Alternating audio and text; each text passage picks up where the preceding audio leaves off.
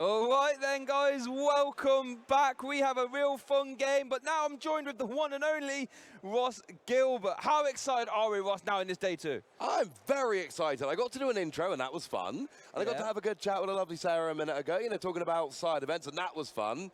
But I wanted to get behind the desk and start talking about an actual game, and now I can, and it's with you, my friend. So, yeah, I'm feeling pretty good. We're going to bring the noise here for this one, day two. Most players need to win a majority of their rounds here to get into that top 8. And here we go, round 12, and we have an absolute stacked game here for you. Jack Gregory Campbell on the right, and the one and only Stefan Ivanov on the left. Gardevoir EX with a little bit of spice from Stefan, which we'll get into later, versus Mew VMAX. And traditionally, how do you think this matchup goes, Ross? This matchup's an awkward one because when Gardevoir sets up, it's really pretty good. But one of the things about Mew is it just gets going. It gets going fast. And it can really overrun a Gardevoir deck that doesn't get going fast enough. And that's kind of the interesting thing. But there is a world in which these Gardevoir decks, although it takes a lot, they can get those one-hit KOs on the free prize Pokemon, which is not something every deck can. Of course, we actually bumped into Jack Gregory Campbell this morning. Yep. Needs to get top 8 to get their world invite, needs to basically win all their games today. 2-0 so far on the day, so let's get into the game, and it looks like we are starting off with Stefan, who's got an Ultra Ball, and true to form, has got nails matching sleeves, which I always appreciate. Yeah, loving that extra little bit of swag. And I remember seeing a Twitter thread where people said, oh, do your nails match your deck? And Stefan goes, no, that would give away information. It matches the sleeves. If I'm playing a soccer deck, I don't wear purple because then people know instantly that I'm playing purple. So there is a metagame to the nail varnish and the sleeve colours and that. But I mentioned Stefan has a little bit of spice in his deck. And we can see it there in the prize cards, actually. A 1-1 Espeon VMAX line. In case you don't know what Espeon VMAX does, has the ability Solar Revelation, which prevents all effects of attacks done to your Pokemon have any energy attached to it, so you can't Lost Mine a Pokemon with energy on, for example. And then Max Mindstorm, which you probably won't be seeing in this matchup, but it does 60 for each energy attached to all your opponent's Pokemon. Yeah, unfortunately, neither the ability. There's nothing really to protect from in this matchup, not like there is, like you say, with that Lost Mine on Sableye dropping damage counters.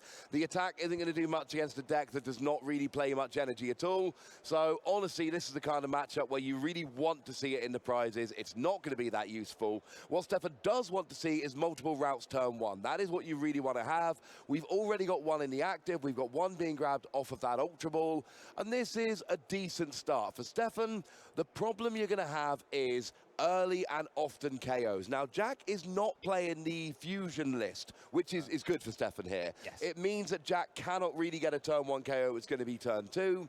So Jack is going to get rolling here, and look, it's Mew. We're going to start off with a Nest Ball, and we're probably going to get a bunch of Genesect, draw a whole bunch of cards, and from next turn, Jack is going to be taking a prize every turn. Yep. The only thing that can even tank a hit even slightly is Gardevoir, and we have damage modifiers.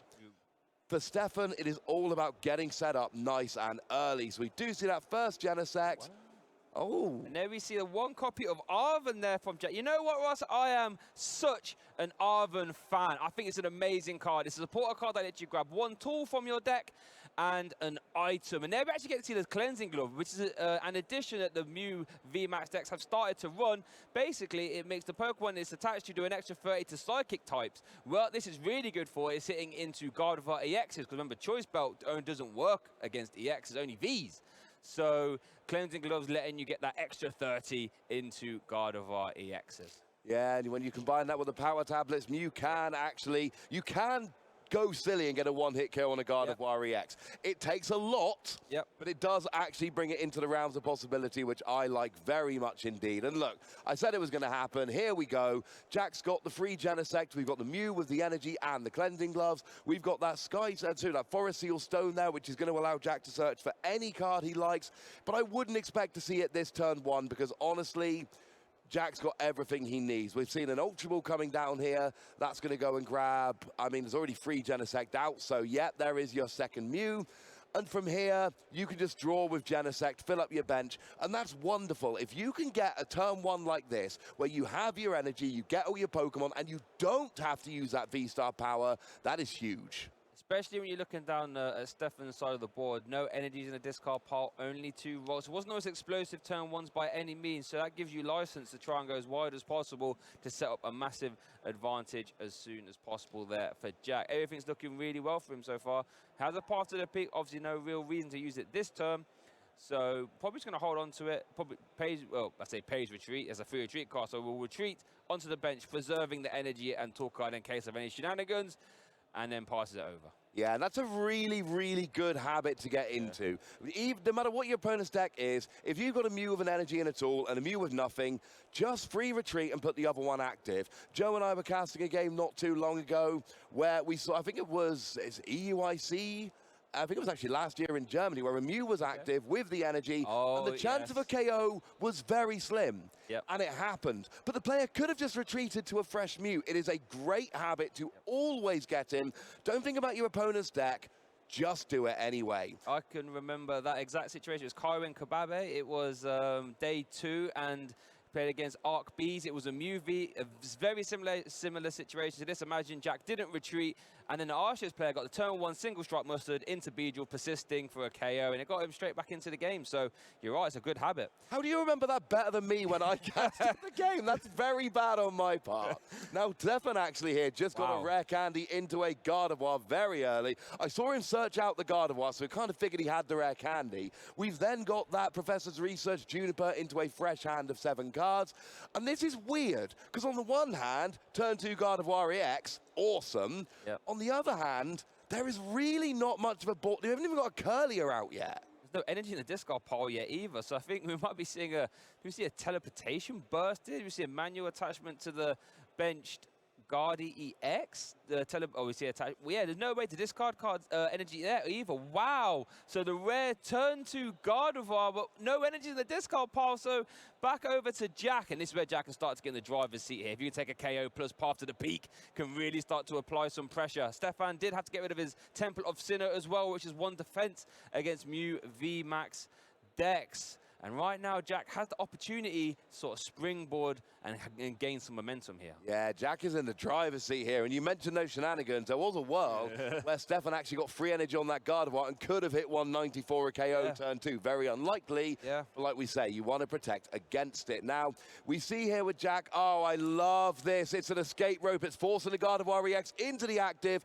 Out comes the Mew. Now, it does have cleansing gloves, but it also minuses 20 from the double turbo energy. So it's 190 plus 30 for the gloves is 220 at the moment. We would need free power tablet. If my maths holds correct, we would need free power tablet to get the KO. We've already seen 1 be played. Oh, that's a Tails on Cramomatic. That would have been huge. I don't think it's going to work, unfortunately. Oh, there's a second power tablet. There's one. We got Lost Vacuum to get rid of. Oh no, the Lost Vacuum would have to. Oh no, get rid of the Forest Seal Stone to draw cards. 1 more power tablet here. Would or even use the Forest Seal Stone to get the 3rd power tablet. Well, it hasn't been used yet. Oh my goodness, you're 100% correct. So we're going to see the turn 2 KO on the Gardevoir there EX. we go. It's got to be the power tablet, right? It's got to be. Yes! By my calculations, that is 310 on turn 2 onto that Gardevoir after the escape rope.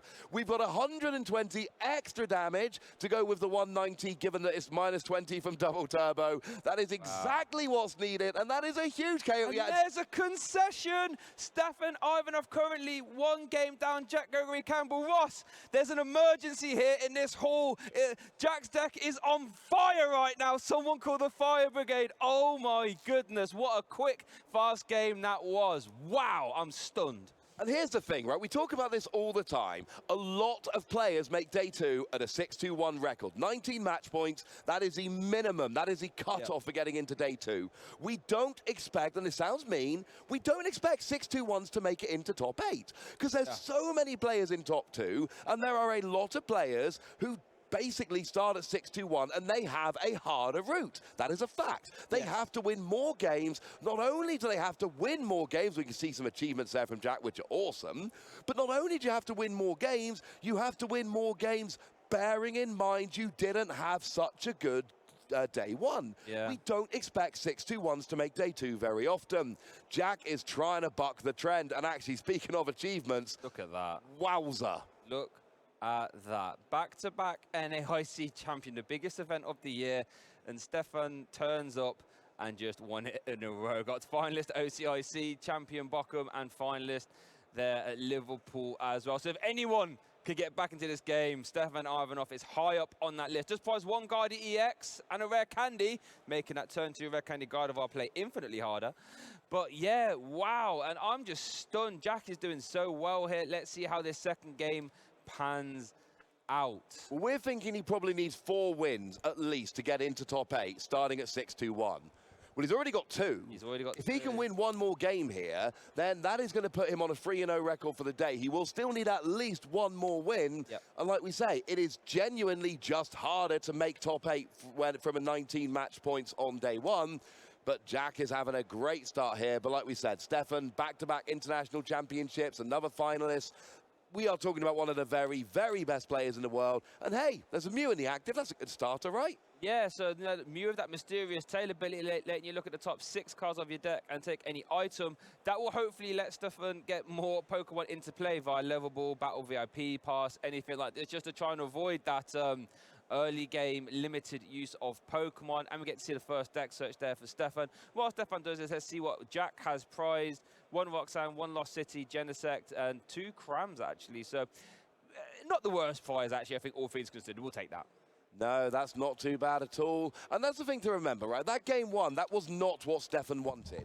That was not Stefan's goal by any stretch of the imagination, because he had a very bad start. And I've said many times, I like decks, when I'm playing, I like to have my backup deck is always something like Miraidon or Mew V Max, because you can get free wins because you set up faster than your opponent. That is exactly what happened in game 1. Yep. Stefan had a slightly slow start, Jack's deck went off like it tends to go off, and that's it, that's the game. With 40 minutes left, and we're like, wow, you know, into game 2.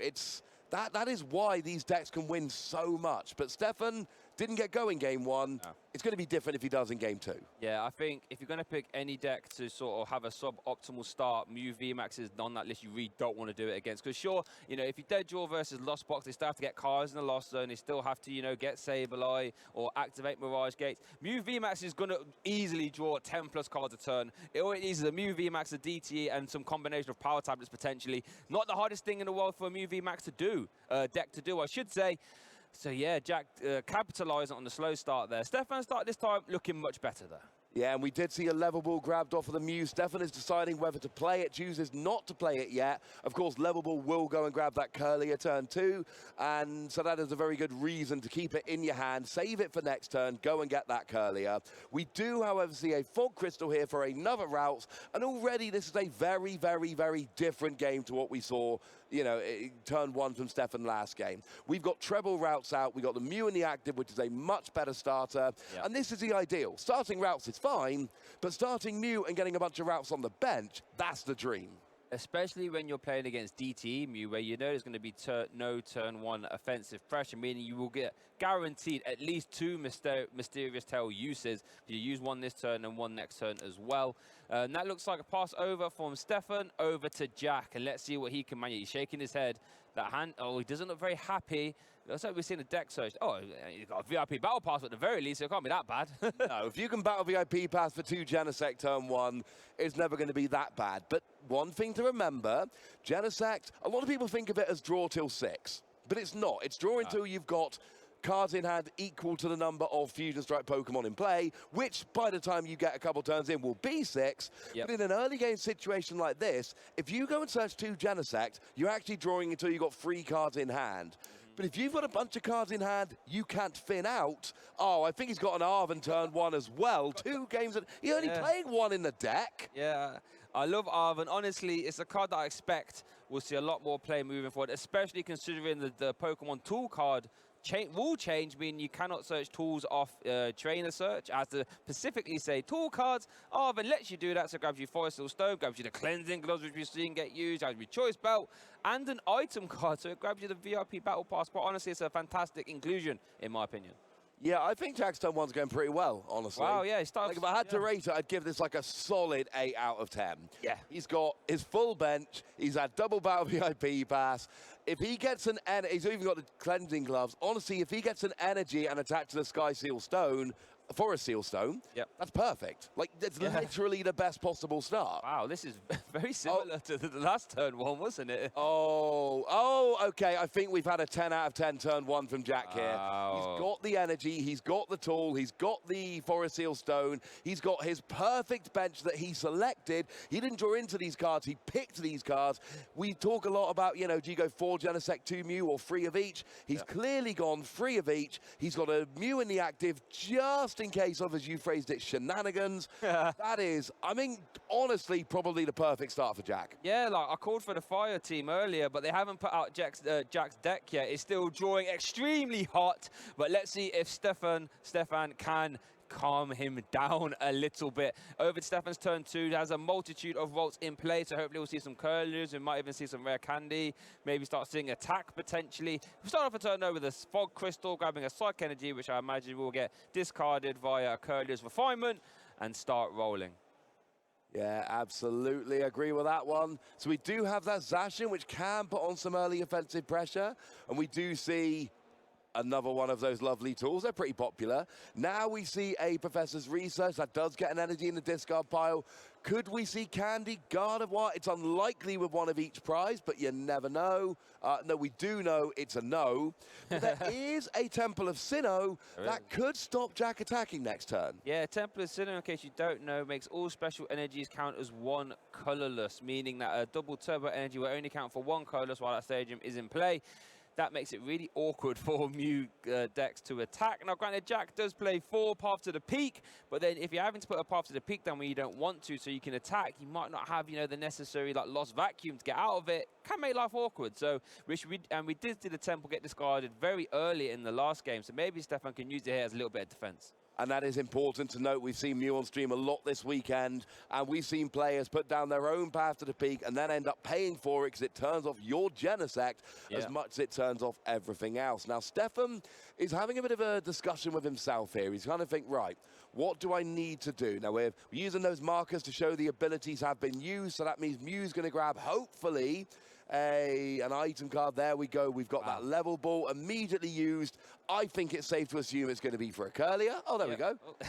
Too keen to come out of the deck. Yeah, the Curlier is. But we didn't get a chance in last game, Stefan. Let us help you out. Get us in place so we can start using that refinement. And this is treble Curlier turn 2. This is very, very different from game 1. Getting the treble Curlier out nice and early is absolutely wonderful. And combining that with a Mew, that is a lot of cards being drawn by Stefan here. Now we see the Battle VIP Pass being discarded to draw 2. That is great discard fodder. And honestly, we've actually got an Ultra Ball. We could go quad Curlier turn 2.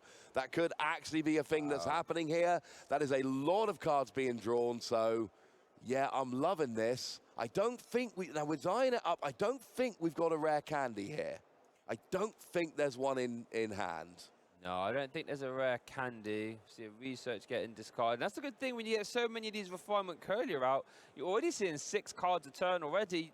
Research, it could be argues a little bit of a win more. Like if he gets a 4 Curlier, like you suggested, it's 8 cards a turn you can see. Absolutely ridiculous number. Yeah, that is an absurd amount of draw for any deck. And that's one of the things, you know, Stage 2s are still not that great overall. A lot of the best decks in the format are still your basics and your Stage 1s. But having or your VMAXs, which are equivalent there too. But here, because you've got the draw engine on the Curlier, that actually is one of the main, and obviously the energy acceleration on the EX. That's why Gardevoir can survive and be a real top-tier deck despite being a Stage 2. And it makes playing the Stage 2 deck so much easier when you have usable Stage 1s. Like, remember Greninja Break back in the day? With the Frogadier, with Water Dual Clips? Neither did I, to be honest with you. It just makes it so much more easier and streamlined when your Stage 1s let you draw extra cards. Well, what was the Ultra Ball target? I didn't get searching to Gardevoir EX here. That's what he went for. He went for the Gardevoir. So that's why I'm thinking, like, is there a rare candy in hand that I've missed? Now, he is playing 2 in the deck. There's 1 in the prizes, so there is 1 available in the deck. If he's got it in hand here, then that would allow the Gardevoir turn 2 again, which would be very improbable, but a real boon to his chances in this matchup, because then he could start... Wait, it is Index. It is Index, one of those play participation promo ones. You can just see the holo on it. Yeah, okay, this is good, and I believe it's French, so it's Super Bonbon. Super Bonbon. I'm just pointing out that Super Bonbon is a way better name than Rare Candy. And that is going to potentially give the turn 2 Gardevoir again. But here's the big difference again from turn 1. He can then go and accelerate those energy. He could even put all free energy on the Gardevoir EX and KO the Mew. Could put the free energy on the Zacian, but that would only do 150. That wouldn't be a KO. So this is going to be an interesting one. Now, we can attach, and then you retreat and discard it, and then you accelerate it with Gardevoir, so it's fine. Of course, it is worth pointing out that if you accelerate free energy to the EX, that will put 60 damage on, which will make it much easier to KO with a Mew V Max. That is essentially 2 modifiers fewer that will be needed. So, looks like we're going for the Zacian here, but you need, I mean, if my maths is holding correctly, 4 would be 180. So, yeah, you need 4 energy, not... Oh, there was 1 in hand. Yeah, I think manually attached 1 from hand, I believe. So we did a Psychic Embrace to the Mew. That's how I got out the action. 1 from hand and then 3 from the discard. And like you said, you really don't want to attack with Guardi EX there because that makes it so much easier for a response KO from Jack's side of the board. Speaking of Jack's side of the board, it's now over to him. Let's see what he can manufacture. Has DTE attached already. Does have a Mew V Max in hand. And it's an interesting one. You might want to try and preserve or protect, I should say, the Cleansing Gloves Mew V. So maybe I'm going to say you want to attack with the active. 100%. Just to keep that Cleansing Gloves threat nice and safe. I mean, we saw last game, it takes 4 modifiers, either Power Tablet or Cleansing Gloves, to get a 1-hit KO on a fresh Gardevoir EX. So that's what you have to do here. Now, we are seeing the V-Star power being used, so he's going to be able to search for any 1 card. It looks like he's going for a Judge here, so the combination of Judge Path would be absolutely huge, because, of course, Gardevoir's ability is an ability on a Pokemon with a rule box, so that would be turned off here. It would also stop any Luminium Blaze, it would stop... I mean, Radiant Greninja, which is not really coming out yet, but obviously we all know that's going to be played in Gardevoir decks. So, yeah, that could be potentially very, very awkward. It's another reason why Stefan has to protect the Gardevoir. It's a stage 2. It's your energy acceleration engine. You don't want to give it up unless you have to. Oh, Cramomatic. It's a Tails, unfortunately. Yeah, it's interesting to see the Judge being used because while Stefan has 3 Curliers out, Judge... They would just be able to draw back up almost instantly. So I wonder if Jack was using the Judge just to be a bit more of a hand refresh for himself, as it were. As it stands now, does have a 2-prize KO. That is on the board, fine. Does draw into the path to the peak. I don't think we saw a Lost Vacuum, though. This might... No, there is a Lost Vacuum in his hand. Ready. Yeah, he's got one there. One of the lovely gold versions. Oh, I see. Not used to seeing the gold ones, me. No, it's there. It's ready to go. He can reset that whenever he likes. And this is a very good turn for Jack. Now, he's on the back foot because Stefan is set up now, basically. Gardevoir is terrifying when it's set up. And Stefan took the first 2 prizes, which is not what you want as a Mew player. This is where Stefan starts to potentially start running away with the game if everything goes well. So Jack gets a KO, gets a path to the peak down, plays a Judge. That is, again, for the 2nd turn in a row, basically the perfect turn for Jack. I'm not really seeing how this could be going any better. The problem is, if Gardevoir really gets rolling, it beats almost everything. Yeah, and it's going to be a real important turn here for Stefan. Does need to navigate out of this path to the peak. You know, does have 2 stages or Temple of Sinnoh. Or did Temple of Sinnoh get discarded last turn, actually? Temple of Sinnoh was in hand, so if it's not in his hand now, I'm pretty sure it's been discarded. It's gone, I'm afraid. Oh, we got Judge, though. We got Judged by Jack, didn't we? Yeah, we did get Judged, so maybe it's not. It may or may not have been discarded. I'm sorry. Let's see if we can see. So there's Temple. And then Collapse should be in deck as well. So we do see so they are both there. They are 2 stadium mounts. Lovely. But we do need to see either that or the Forest. Oh, no, that's been used for us now, I should say. So, yeah, we do need to see a stadium out here to start using Psychic Embrace. Otherwise, Stefan might be twiddling his fingers. Yeah, and we've got all that draw coming with the Curlier. Of course, 2 have been used. We've got 1 more available here. Oh, Collapse is in hand. I apologise. Collapse is in hand already. Oh, then we are good. This is going to be a good turn. The question is... Can we get... I don't think we can realistically get to a KO on the Mew V Max. Now, there is a non-EX Gardevoir. There are 2 copies in the deck, but that would take a lot of energy getting up to the Mew. So, oh my goodness. I think it would be... 5? No. That'd be 150. That'd be 210. So, 9. Yeah, be 9 energy on the non-EX Gardevoir. So it's doable, but it is asking a lot. That would do 330, which would do it. I think if you put 9 energy on the brainwave, it would KO itself, though. I mean, that wouldn't be ideal, frankly. No, but that was really my way of saying it's not a realistic possibility. But you could do it with Zacian, though, because Zacian has the functionally similar attack and has the necessary hit points where you can absorb. And this is where we started to see the Sky Seal be popularized in this scenario. If you can get the 9 energy onto the Zacian, Sky Seal, take 4 prize cards, then all you have to do then is KO a Genesect for game. But yeah, Shining Arcana, fantastic. And we even saw Stefan draw into a worker, which could also be used to discard the stadium, because Collapsed right now would bench lock both players, and that could actually limit Stefan there. If he was to use Collapse, won't be able to put down a Zacian or maybe any other attacker that he would like to use in this scenario. So I think drawing into worker was kind of impactful. No, I like that. Now, we have actually got an Ultra Ball, it looks like, being grabbed off of the Mew. That's going to let Stefan go for whatever Pokemon he wants in his deck. That could be another Gardevoir. It could be a basic to start building up from there. Of course, his Gardevoir line is full. He's got all four. He's got all 4 routes out, and he has evolved all of them. 2 up into Gardevoirs, 2 into Curliers. So it's just kind of whether you want something like that Radiant Greninja to be drawing some cards, whether you want to try using Cresselia, although really the damage for Cresselia isn't enough in this particular matchup. No, too many high HP basic Pokemon or evolution Pokemon. There we do see a Temple of Sinnoh. That could be the optimal stadium there to replace. Wow, double Shining Arcana being developed. So what are we seeing there? 2, 4, 6. This would be the 8th extra card draw we've seen so far this turn about a supporter.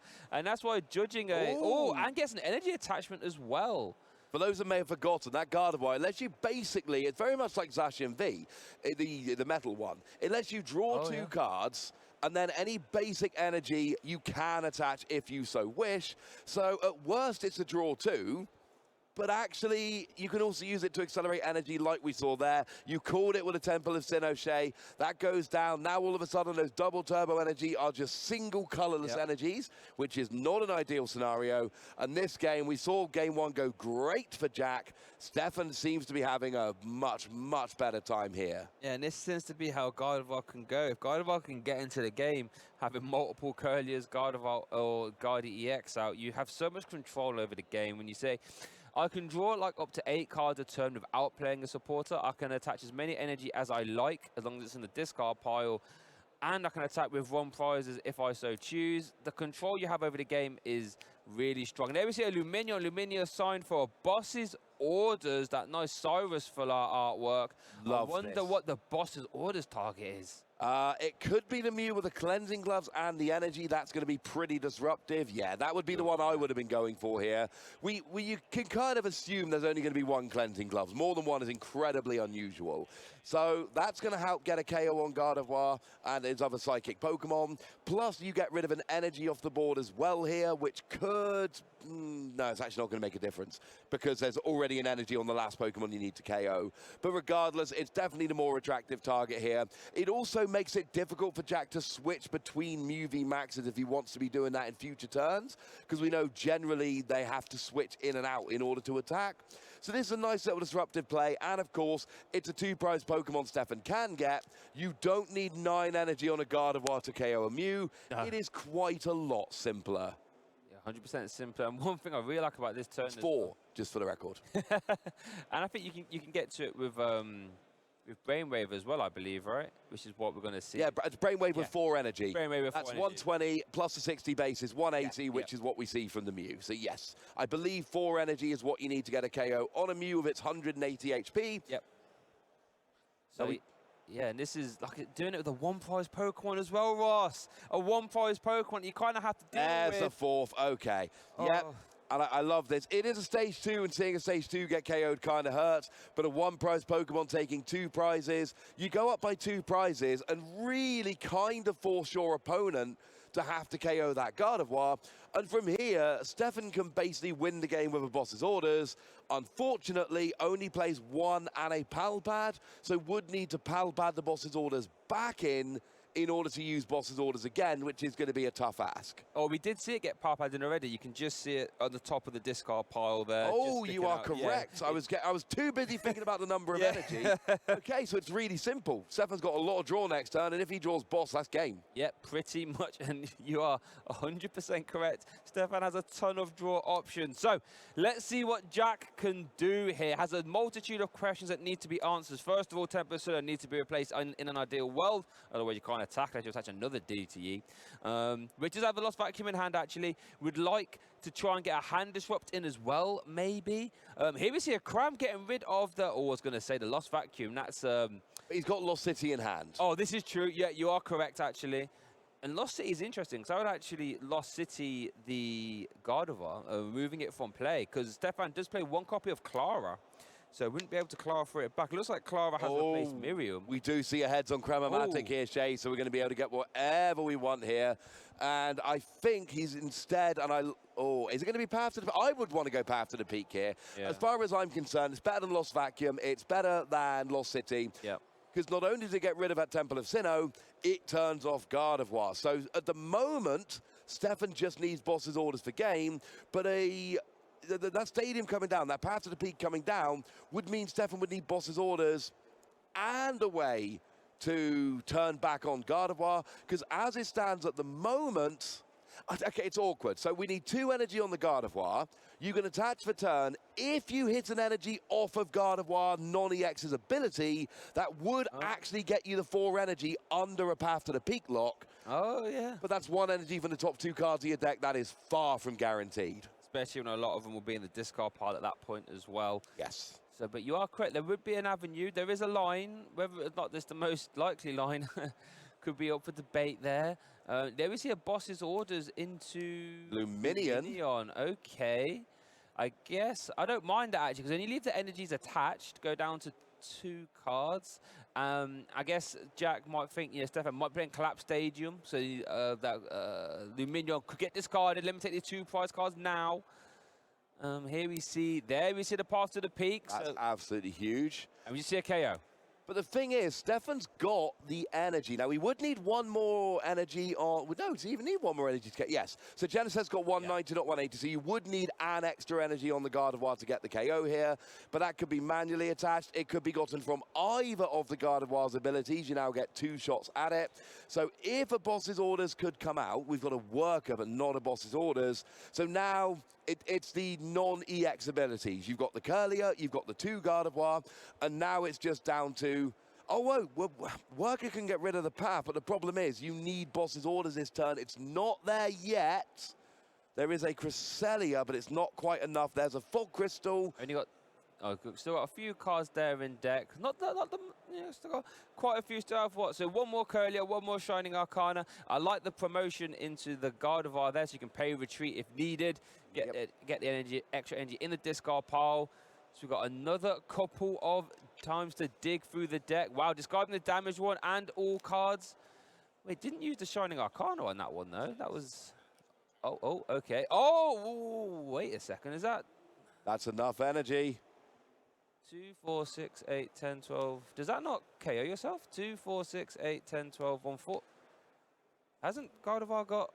Gardevoir's got 140, so putting 7 energy on with the ability would make up to 140 and get the KO. Hopefully we'll be able to get somebody to just double check on that one there. Because like I say, we need the 9 energy. There were 2 energy on there. It looked like the 7 energy went on from the ability, but we may have missed something.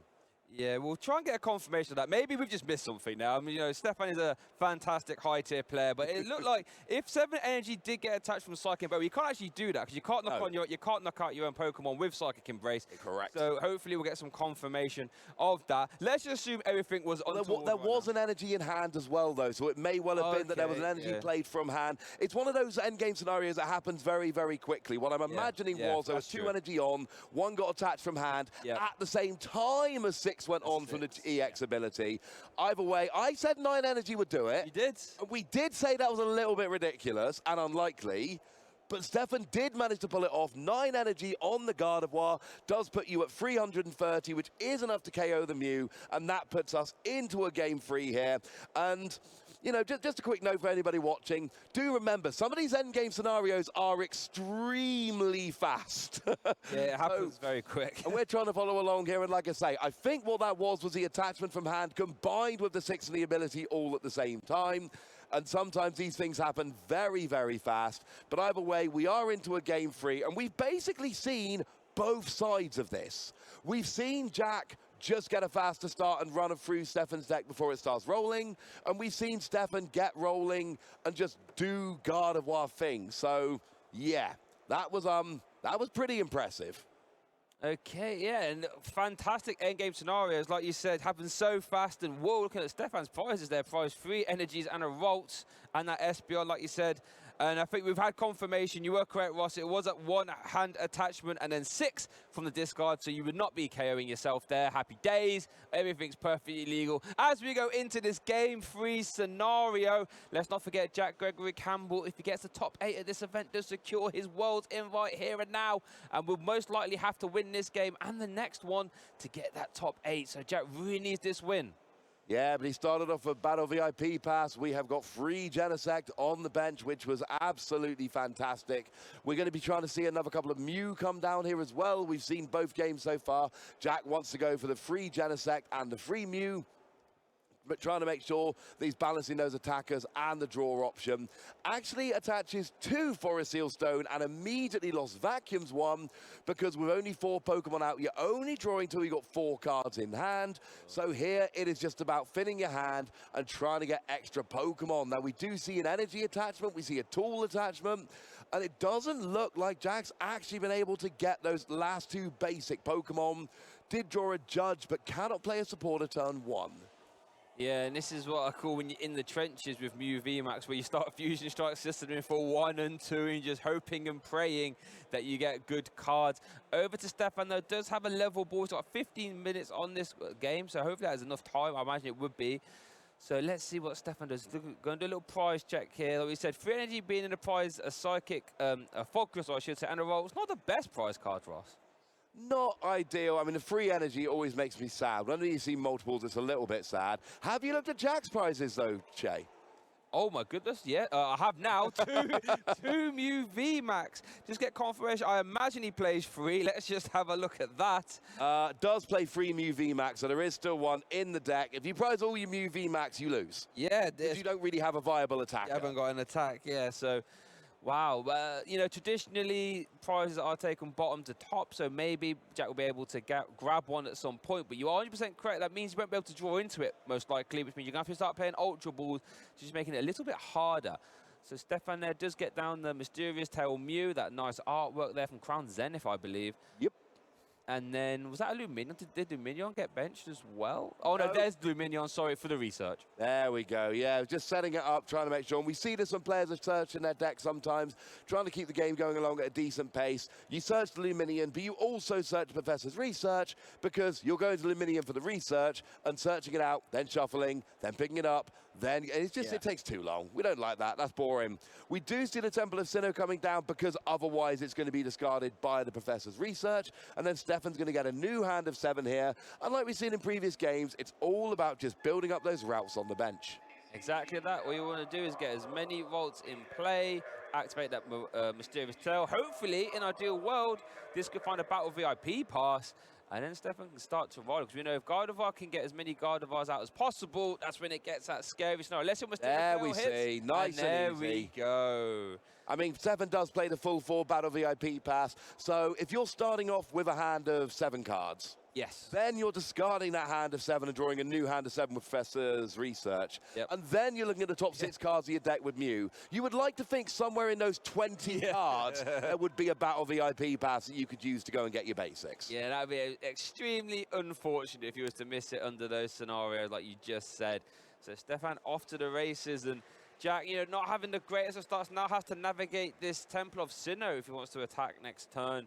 So there's something interesting to watch out for there. And did Stefan just draw into another battle VIP pass off that concealed card? I think he did, right? He did, and that's actually quite nice because it means, you know, there's a level ball in hand, but now you can save that for next turn for the curlier, and you can just battle VIP pass, although you don't even need to, already had the routes in hand, literally drew too many battle VIP pass, but we know they are excellent fodder for curlier to discard to draw. Not something you hear terribly often. I've been drawing too many battle VIP. My deck's too good, Shay. Deck is too good. Do you know what I think's happened, Ross? The fire that was previously on Jack's deck has now shifted over to Stefan's deck as he is now drawing ridiculously well. Things we love to see here in this day 2 scenario. Over to Jack, though, starting off the turn with a nest ball, getting that Mew VMAX down. A boss orders into Luminion, trying to get 2 prize cards. Starts to navigate the stadium now.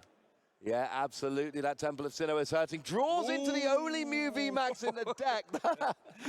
That's a good draw, that is. You can see his face. He knew. He knew right. I played 3 to reprise. It could be hard to get. He just draws into that. Mew VMAX is ready. It wants to get involved. Yeah, we do need to see. Now, I believe we saw a Lost Vacuum played turn 1 to empty out the hand a little bit, to draw more cards with Genesect.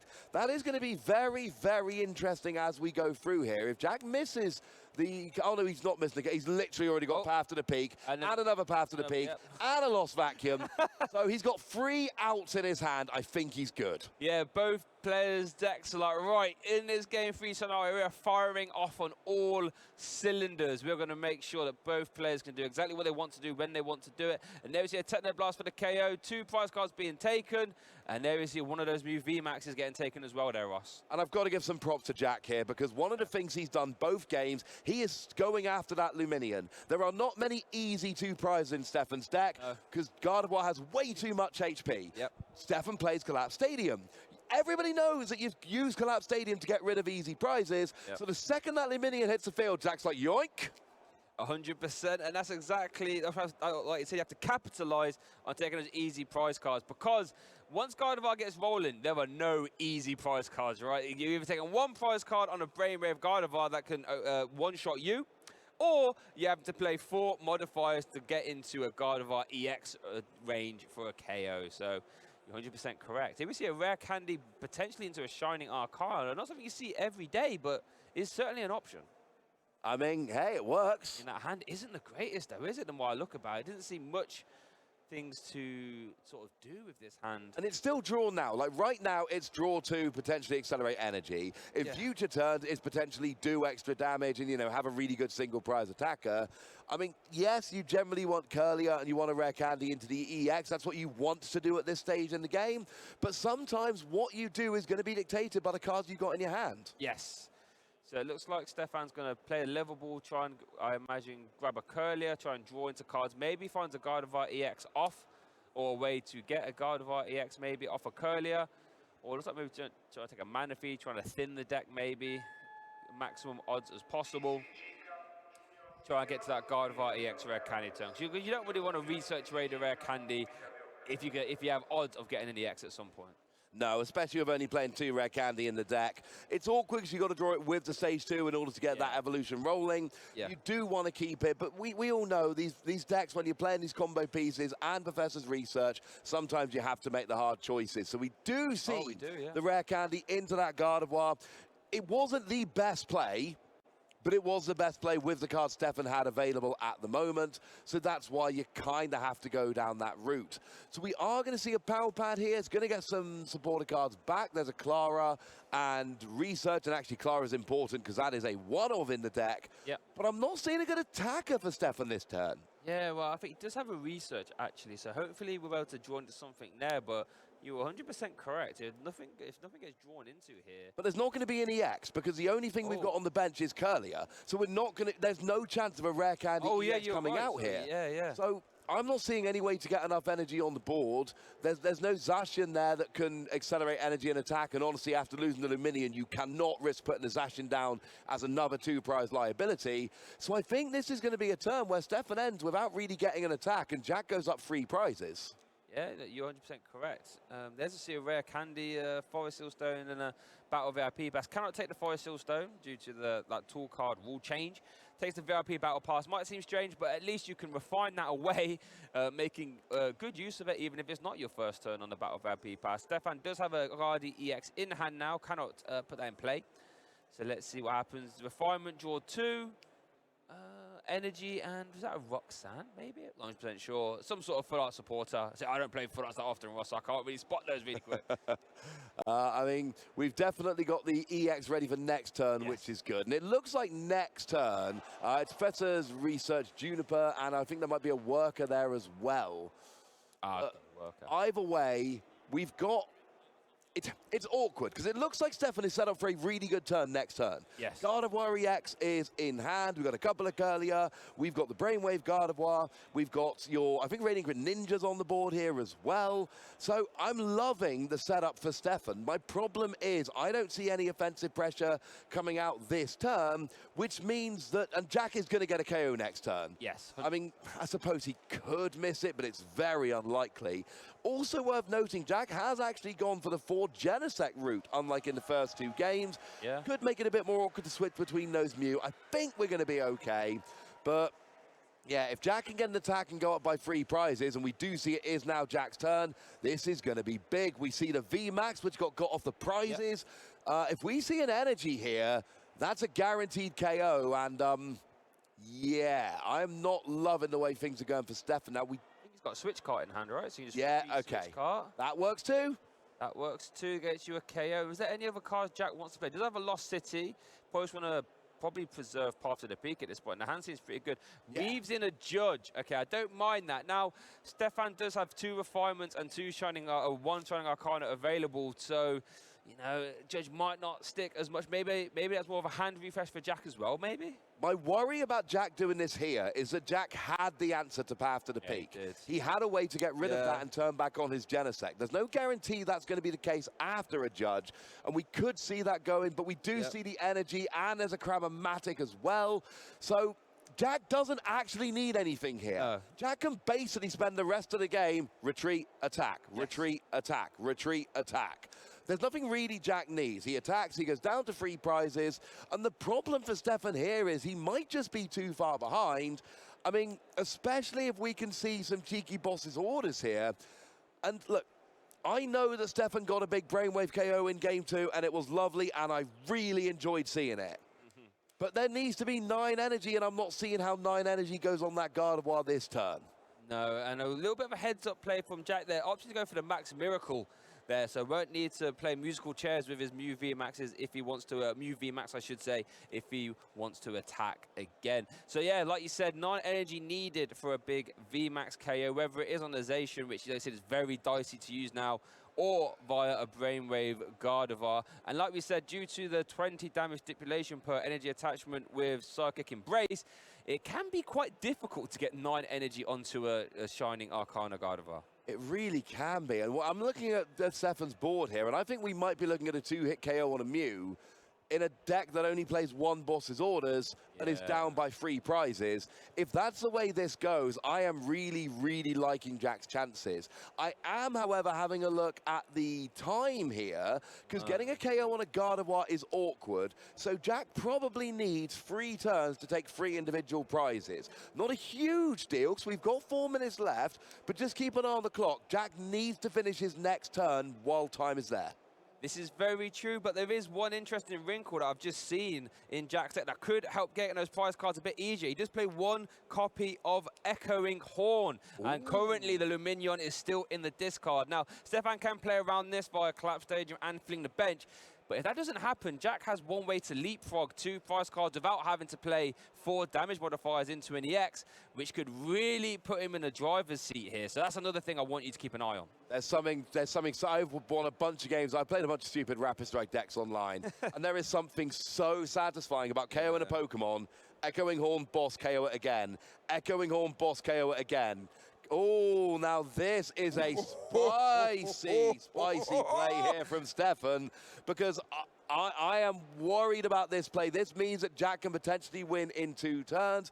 However, if Stefan can get a KO with the Zacian here, and we do see that Forest Seal Stone being used, we could actually see the prize race turn in Stefan's favor a little bit more. but that is a 2-prize Pokemon. Jack is not going to struggle to KO with his Mew, and that's going to put him down to 1 prize card remaining.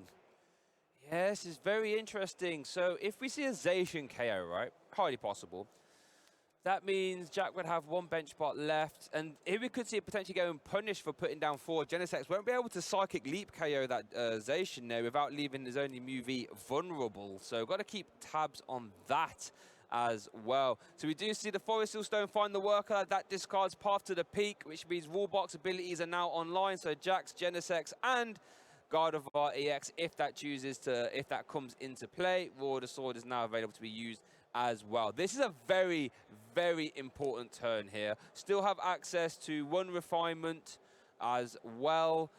And yeah, this is definitely an awkward one. How many energy has he got in the discard pile there? 1, 2, well, one of the important 5. things to note is that Zacian and Gardevoir actually have the exact same attack. 60 base plus 30 for each energy. Yes. What that means is the magic number is still 9. The difference is you can accelerate 9 energy to Zacian with a Gardevoir ability without, and you're allowed to do it. You can do that. It's got enough HP. Now, I'm seeing 5 in the discard as it stands at the moment. We are not there yet, and that is going to make things awkward. No, it's not actually possible.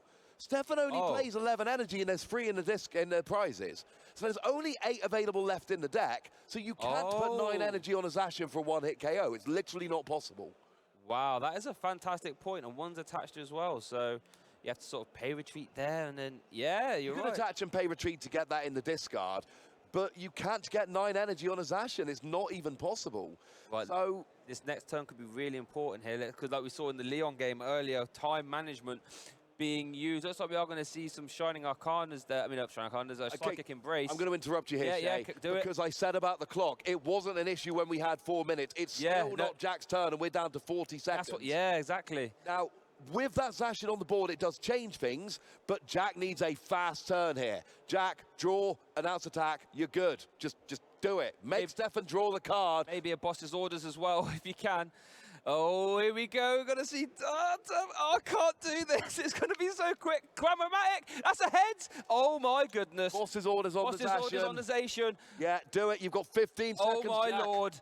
There's the boss's orders. Jack, you have to do this quick, my friend. You have to do... Oh, this is the second game today. We've been counting down the seconds. He announces the attack. Remember, it is when Stefan draws the card. That is what's important. Oh, he's drawing cards. I don't think he's going to do it. No, it's okay. Ooh. He has 1 turn remaining and 1 prize remaining. Yes. Had Stefan not bent to Zacian, this would be a very, very different conversation. Yeah. But he did. Wow, let's just take a second now. Time has been called, so there's no need to play at a ridiculously fast rate. We can now think, get our thoughts, but you're 100% correct. The Zacian play, I think, was a necessary evil because he needed to activate Forest Hill Stone to find the worker to get rid of Path to the Peak. Of course. But that did, like you said, that gave Jack that 1-turn window to immediately KO it, not giving Stefan time to get rid of it with Collapse Stadium. So there we see the KO. Jack's down to 1 prize card. Stefan's at 6. Time has been called. This is turn 1 for Stefan. And it's really important to note, people are going to be watching at home and going, well, why did he bench Zacian there? Because that was an easy 2 prizes for Jack. And yeah, it was. The thing is, Jack had to get the boss's orders, which was not a guarantee. And you've got to look at what would have happened had Stefan not played the Zacian. Yeah. And what are you doing a lot of the time? If you can't make the perfect play, you're weighing up the options and you're making the best play available. That was the best play available for Stefan, but unfortunately, Jack did get the boss's orders. And another thing I want to note here, Jack's body language, rushing. I'm not going to get this off before time is called. And he visibly slowed down like, I tried, I couldn't get the turn finished. Yeah, he said tried his best there. And Stefan, like, what's the optimal... You can't, if you attack with a Brainwave, it's easy... Well, we've got the Move VMAX there. Do you want me to attack with a Psychic attack with the Guardi EX, I would imagine? I can give you the answer, but it's a really awkward one. So Stefan can actually still win this game. It is in the realms of possibility. What Stefan needs to do is get a KO on this Mew this turn. That goes down to 3 prizes. That gives Stefan 1 turn remaining. He needs to do this while leaving a Pokemon in the active that cannot be 1-hit KO'd by a Mew, which is super awkward. You would have to go Gardevoir hitting 190, I believe, because that could tank a hit, assuming no modifiers. Here we go. then next turn, you need to have the big one-hit KO on a Mew with 9 energy, which would have to be on a Zacian. Oh, there's the escape rope, though. He's got the escape rope with no way to disrupt. Escape rope is as good as a boss's orders. Jack Gregory Campbell gets the win there against Stefan Ivanov, taking himself to a 9-2-1 record. What a fantastic display there. And this is an unlikely story, and I love this for Jack. Lovely UK player, one we've all known for years at this stage. Yeah. And you love to see the story, because Jack came into this tournament being like, I need top 8 for my invite. And even said to us, like, it's not that likely. I'm not expecting it to happen. Then you get into day 2, we get 6-2-1 record, and we're thinking like, well, it is still possible, but of course, your route to top 8 when you get in at 6-1 is that much harder. Yep. Now that Jack has won the first 3 games, the conversation shifts. Jack could, and we haven't run the numbers here, so this is not a guarantee, but there is a chance that if Jack wins one of his last 2 games, that's top 8. But Jack, it's not about top 8, it's about the Worlds invite. Yeah. It could be one of 2 games for Worlds invite here. Roll the dice 50, you know what I mean? 2 chances to roll the dice, get a win. I think there's a world of difference going to Worlds with an invite then, you know, going as a spectator. Not saying that going as a spectator is bad by any means, but you want to be in the action, you know, you want to be competing for the massive prizes and marvels and being part of Pokemon history. And Jack is 1 win potentially away from there. Yeah, I'm saying potentially, don't take my word for it, but most likely potentially 1 spot away from that invitation. Yeah, and that is fantastic. We've termed it the win and invite, or I think we can shorten it even further to just winvite. The winvite. So he's got his winvite coming up, hopefully. But you're absolutely right, Shay. Worlds is fun. We've all attended Worlds. Worlds is a great time. Worlds as a spectator is a lovely experience. Yep. But no active player wants to go to Worlds as a spectator. That is not the goal. That is not what we're all aiming for. If you are an active player, you want to go to Worlds as a player. Sometimes you're going to have a good tournament, sometimes you're going to have a bad tournament, but just being able to sit down at those tables and join in, that is what all these players are going for. And, you know, we're making a big deal about the invites this weekend. Yeah. Because it's a big deal. Yeah, it is, especially when you're at the last regional level event in Europe. This is going to be, for a lot of players, their sort of last chance to get, you know, massive amounts of CP that these regionals offer, or special events, I should say, as well. So, you know, these events have to go well for these players. You know, making the trip, Turin's not the easiest place in the world to get to. So, yeah, this is where a lot of these players, their invites will be made or broken, unfortunately. Let's look at some live standings here, though. Leon still carrying on his onslaught there, 9-0-2, undefeated. Wow, what a tournament for him. I think Leon might make top 8. I'm just putting that one out there. Yeah. Obviously, we just saw Stefan lose, but that's still a very good record. We got Pedro Eugenio Torres there, a name that everybody knows. Yeah. Andres Gubao, might have heard of him. Maybe. He actually played at Worlds last year. Yeah, he did. He did pretty well. He got his invite and won a lot of games and actually ended up winning the whole thing. Current world champion there. That's the dream, that is. Playing at Worlds, fun. Winning Worlds, I'm not sure I'm ever going to achieve that, but I imagine it feels pretty good. Imagine that being on the stage, you are a world champion. Tell you what, the friendship group you would have there, I'm the world champion. Address me as such. Could you imagine? The conversation you have with your friends, like, oh, I think we need to play another choice battle. Like, well, I disagree, but what do I know? I'm just the world champion. What we do have, however, is we have an interview with Jack lined up to tell us what it means about this day 2 run, this improbable day 2 run. So let's go and have a chat with Jack right now.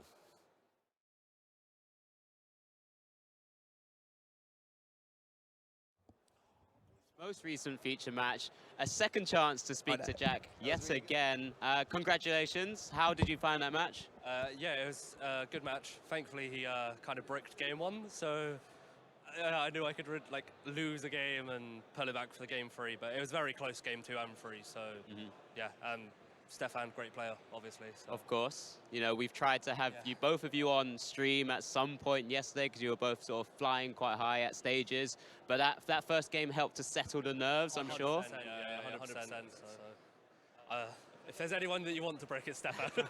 I mean, and Guardy, because they can just explode out of nowhere. So. Well, and exactly that. We saw that in game 2, where he was able to just, you know, use that brainwave Gardevoir for the final knockout at the end. You know, getting 7 energies on. Especially with the discards as well. But, you know, going into game 3, time was then ticking, so there was a lot of pressure on both players, of course. Yeah, I was just play my turns as quick as I can. Try not let time be a factor, but Nero us played slow anyway, so it was quite handy. When he benched the Manaphy to stop the Echoing Horn play, I was a bit like, I've now got to take the long route. It's so that can play a factor, but thankfully we got the dub. Yeah, he ended up having to put the Zacian V down to be able to utilize Forest Silstone to get his pieces going. And that just kind of gave you an extra window of opportunity, because otherwise, you know, you would have needed 3 turns. They take smaller prizes. Either that or the Echoing Horn, I have to find an extra piece at that point. But reserving the Forest Silstone from turn 1 all the way up until when I needed it, which I didn't in the end, but yeah, that probably played quite a big part in Stefan's decisions as well, of making his choices. Yeah, it's 100%, because being able to utilize it later, just take any card that you want. I mean, sometimes you do need it just to kind of get the ball rolling. Yep. But it's such a good utility card, and that's why you play multiple copies of it, right? Definitely, yep. Yeah, I mean, you're currently 3-0 in day 2. Today, yeah. What were the other 2 matchups that you faced? So I played Lugia round 1. Okay. Echoing Horn boss just won me the match. Sure. And then round 2 I played against Arc, Duraludon, Umbreon. Game 1 he prizes 2 Umbreon V. Game 2 I just half run through it. It's yeah. And then obviously Guardy. So not the easiest of matchups for Mew, but something it can deal with. I mean, you have a set game plan with the deck, right? You hope to disrupt your opponent, play the paths down. You play the Lost City as well, that we've seen a couple of times in the prizes. It seemed to sit for a little bit, but then it's good against, you know, when you do face up against some of those Mew counters like the Drapion Vs. Yeah, good for the Drapion V, good for the mirror match, so you can get your Genesect Lost Zone, so you can't be Echoing Horned, and it's just good for the turns you don't want to half them, so you can carry on drawing the following turn when it's not a necessity sort of thing, and clearing routes. It's good for clearing routes. Of course, you know, not allowing them to Miriam them back into Miriam, the deck. Clara, anything like that. Exactly. So yeah, your game plan's working pretty well. So what, that puts you on 9-2-1 now? Yes. So that's what, 28 points? So I think one more win should... One more win puts you on 31. 31. Yeah, I'm not sure what the bubble is. I think the bubble's 30, 31 at the moment. Yeah, so, but, you know, in a great position. Yes. Let's take it back to yesterday, because obviously we spoke to you because you were in the hunt for just some points here. You were one of those few players at this last EU large event to try and get some points, you know, to get that coveted Worlds invite. Where does this currently put you at now? So I think at the moment I'm in top 32 with 3 wins. I'm pretty sure that's guaranteed. So that puts me on what, 217, I think. Okay. So it means I can upgrade my cups and upgrade my 1 challenge to a win, and that should be my invite pre-NAIC. So the event has gone as planned. Nice, yeah. So I think we mentioned yesterday that you were going to NAIC as another opportunity as well. Yep, the backup plan. Yeah, always. But now, potentially, anything bonus you can get here would make, you know, NAIC a bit more of a fun opportunity. Relax a little bit, yeah. If a stiff end comes from it, of course, because it's always those quarters that you can snowball, right? I can chill out a little bit. I don't have to stress about what deck to play. You know, I could just borrow Chien-Pao off Shay. Yeah, well, exactly that. You have a lot of opportunities. I mean, whether you need to borrow cards from other people is a different question, considering you're the one normally sourcing cards for people.